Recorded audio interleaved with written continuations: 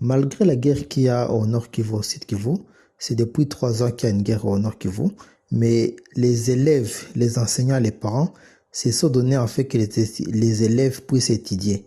Et ce n'est pas maintenant à la veille des examens qu'on viendrait interrompre le processus.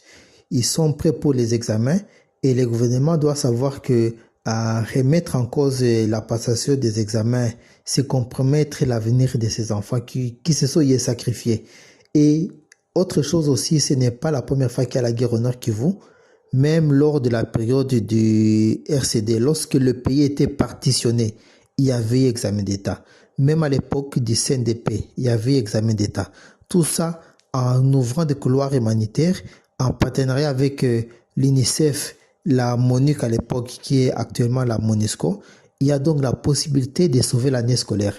Car n'est pas donner la chance, l'opportunité à ces élèves qui ont passé l'examen d'État, qui ont plutôt étudié dans des conditions difficiles de guerre, c'est compromettre leur avenir, mais c'est aussi en quelque sorte aussi donner le flanc à ceux-là qui veulent faire avancer des projets de balkanisation en montrant que la partie Est est déconnectée du reste de la République.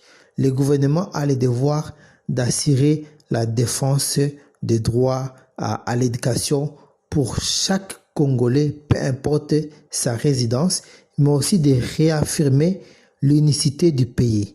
Et cela est possible parce que de par le passé, cela avait été possible. Et nous, en tant que députés, nous ne pouvons que continuer à faire le suivi. Et nous avons fait une lettre, une correspondance à la ministre, la première ministre et toutes les structures en charge de l'éducation. Mais également, nous avons fait aussi une question écrite.